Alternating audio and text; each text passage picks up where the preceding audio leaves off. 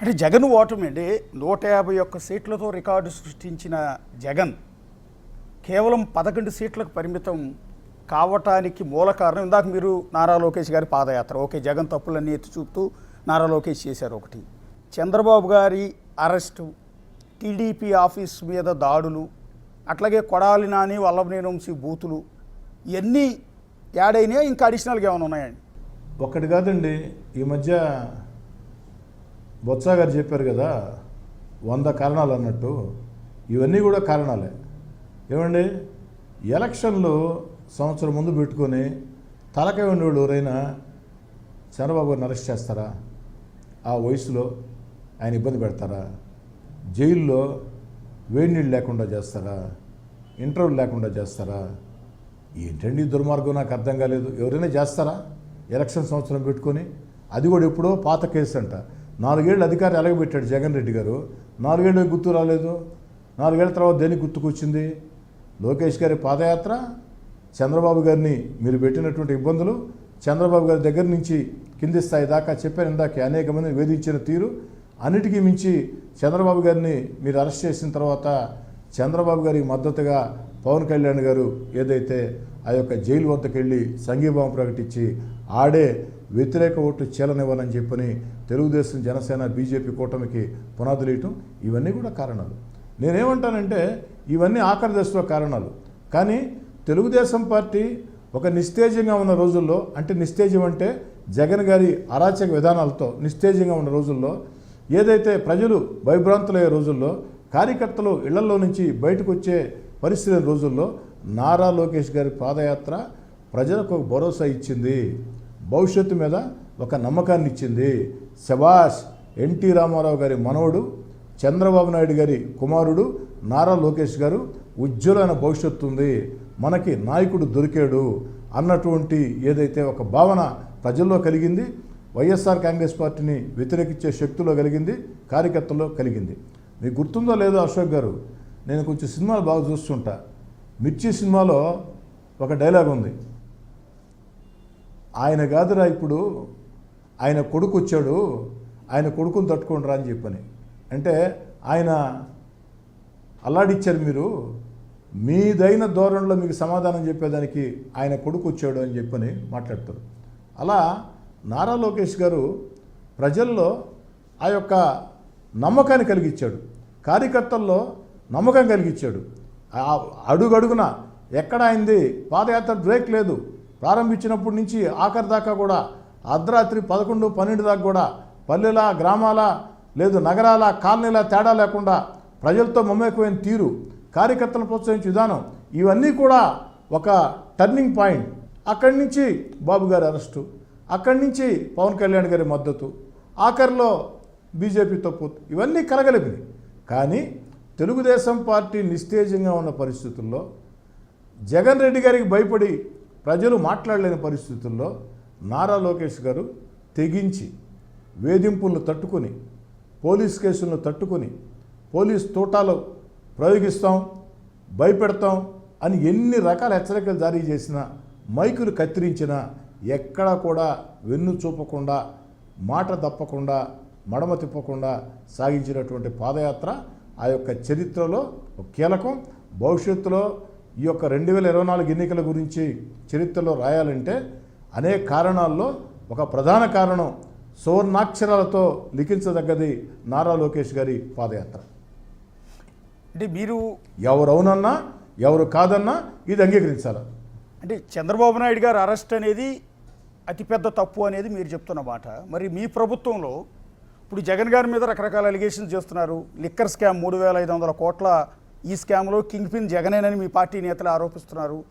రేపు ఈ కేసులో జగన్ మీరు అరెస్ట్ చేయొచ్చేమో కదా, లేదా ఆల్రెడీ ఆయన మీద సిబిఐ కేసులు ఉన్నాయి, ఆ బెయిల్ రద్దు కావచ్చేమో కదా? ఏదైనా జరగవచ్చు అశోక్ గారు. నేనేమంటానంటే ఒకటి అర్థం చేసుకోండి, మీరు 2019లో వైఎస్ఆర్ కాంగ్రెస్ పార్టీ అధికారంలోకి వచ్చింది. మరి 14, 19లో చంద్రబాబు గారు ముఖ్యమంత్రిగా తప్పులు చేసి ఉంటే 2019లో అధికారంలోకి వచ్చిన వెంటనే జగన్ గారు చర్యలు తీసుకు ఉండేవాళ్ళ కాదా? మీరు ఆలోచించండి. మరి 4 సంవత్సరాలు ఏం చేస్తున్నారు అంటే దాంట్లో తప్పు లేదు కాబట్టి మీరేం మాట్లాడాల. ఆఖరిలో తెలుగుదేశం పార్టీ ప్రభంజనం చూసి జగన్ గారికి వ్యతిరేకంగా ఒక విధమైనటువంటి ఒక వాతావరణం ప్రజల్లో వచ్చేస్తుందని భయపడి నారా లోకేష్ గారి పాదయాత్రకి విపరీతంగా ఆ యొక్క జనాదరణ, పవన్ కళ్యాణ్ గారి సభలకి జనం పోటెత్తిన తీరు ఇవన్నీ గమనించి భయపెట్టాలా, భయపెట్టి ఎన్నిక చేయాలా, చంద్రబాబు నాయుడు గారిని అరెస్ట్ చేసి జైల్లో పెట్టాం, ఆఫ్టర్ ఆల్ మీరెంత అని ఎమ్మెల్యేలని ఎంపీలని భయపెట్టాలి, అభ్యర్థుల్ని కార్యకర్తలు అనుకున్నారు. అది వికటించింది. ప్రజల్లో తిరుగుబాటు వస్తే అలాంటి వేధింపులు ఎవరు లెక్క చేయరు. మరి మేము అధికారంలోకి వచ్చిన వెంటనే ఈ జగన్ గారి ప్రభుత్వంలో జరిగిన అక్రమాల మీద విచారణ ప్రారంభించాం. సంవత్సరం కాల ఇప్పటికే. అయినా దాంట్లో ఒక్కొక్కరు అరెస్ట్ అవుతూ వస్తున్నారు. అంటే మీకు జగన్కి గుండెకాయ లాంటి షాడో సీఎంగా పిలిచిన ధనుంజయ రెడ్డి లాంటి వ్యక్తిని నిన్న లిక్కర్ స్కామ్లో అరెస్ట్ చేశారు. ఇక నెక్స్ట్ కింగ్ పిన్ జగనేనని ప్రచారం జరుగుతుంది. నేనేమంటున్నానంటే లిక్కర్ లాంటి కేసుల్లో జగన్ మీరు అరెస్ట్ చేసినా, లేదా పాత అక్రమాస్తుల కేసులో సిబిఐ కేసులో బెయిల్ రద్దయ్యో లేకపోతే జడ్జిమెంట్ వచ్చో అది అక్కడ అరెస్ట్ అయ్యి మళ్ళీ జైలుకి వెళ్ళినా, ఏదైనా కూడా మళ్ళీ ఎంటైర్ జగన్కి సింపతి వెళ్తుందేమో కదా, మళ్ళీ మీకు వచ్చే ఎన్నికల్లో మీకు ఇబ్బంది కలగదా అంటున్నా. ఈ దేశంలో అత్యంత నిజాయితీ పరుల్లో అరవింద్ కేజ్రీవాల్ గారు ఒకరని చాలామంది అభిప్రాయం. అరవింద్ కేజ్రీవాల్ గారి మీద మద్యం కుంభకోణం కంటే ముందు ఏ ఆరోపణలు కూడా లేవు. మరి అరవింద్ కేజ్రీవాల్ గారిని జైల్లో పెట్టారు. మరి జైల్లో నుంచి వచ్చిన తర్వాతే ఎన్నికలు జరిగాయి. ఏమైనా ఎన్నికల్లో ఆమ్ ఆద్మీ పార్టీ అడ్రస్ లేకుండా పోలేదా? ఆఖరికి అరవింద్ కేజ్రీవాల్ గారు ఓడిపోలేదా? మరి జైల్లో పెడితే సానుభూతి వస్తుంది అనుకుంటే 2014 కంటే ముందు జగన్ గారు జైల్లో ఉన్నారు. 2014లో అధికారంలోకి రాలేదే. 2014-19 మధ్యలో జగన్ గారిని బాబు గారు జైల్లో పెట్టలేదే. అంటే ఒక్కొక్క పరిస్థితిని బట్టి ఒక్క అంశం ఉంటుంది. కాబట్టి ఈ కేసుల్లో జగన్ గారికి సంబంధం ఉందని విచారణ అధికారులు తేలిస్తే ఆ దిశగా చర్యలు తీసుకుంటారు. కానీ ఈ కేసుల్లో అరెస్ట్ అయితే వైఎస్ఆర్ కాంగ్రెస్ పార్టీకి సానుభూతి వస్తుంది అన్నది కరెక్ట్ కాదు. అందు ఉదాహరణ ఢిల్లీ ఆమ్ ఆద్మీ అరవింద్ కేజ్రీవాల్ గారి గురించి మీకు నేను చెప్పడం జరిగింది. ఒక ఇద్దరు గురించి ఇక్కడ మనం మాట్లాడుకోవాలి. కోటమిరెడ్డి శ్రీధర్ రెడ్డి గారు, మీరు కూడా మీకు కూడా క్లోజ్ అయి ఉంటారు వాళ్ళు అప్పుడు ఆ పార్టీలో ఉన్నప్పుడు.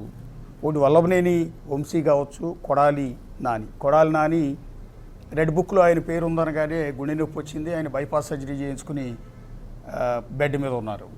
రెండోది వల్లభనేని వంశీ, మీకు తెలిసిందే నారా భువనేశ్వర్ గారిని ఉద్దేశించి ఆయన చేసిన అత్యంత దారుణమైన కించపరిచే ఆ భాష, దానికి మూల్యం చెల్లించుకుంటున్నారు అనుకోవచ్చు. వాళ్ళ జైల్లో ఆయన మీరు చూశారు, హెల్త్ కూడా పూర్తిగా పాడైపోయి 20 కేజీలు బరువు తగ్గిపోయి నరకం అనుభవిస్తున్న పరిస్థితి చూస్తున్నాం. సో అంటే భువనేశ్వర్ గారిని అన్నందుకు మూల్యం చెల్లించుకుంటున్నారు అనుకోవాలా? దేవుడి స్క్రిప్ట్ అశోక్ గారు. ఎందుకంటే అధికారం చేతిలో ఉందని ఉచ్చ నీచాలు మరిచి సభ్య సమాజంలో సాధారణ ప్రజలు కూడా మాట్లాడలేని మాటల్ని నిండు శాసనసభ సాక్షిగా సత్యమేవ జయితే అన్న సూక్తిని కించపరిచే రీతిలో శాసనసభ ప్రమాణాలని దిగజార్చే రీతిలో ఆ రోజు చంద్రబాబు గారి కంటి వెంట కన్నీరు కారేదానికి, వారు బాధపడేదానికి కారణభూతులైనటువంటి వల్లభనేని వంశీ గారి విషయంలో, లేదా అంతకంటే దారుణంగా వ్యాఖ్యలు చేసిన కొడాలి నాని గారి విషయంలో నాకు ఎలాంటి సానుభూతి లేదు, ఉండదు.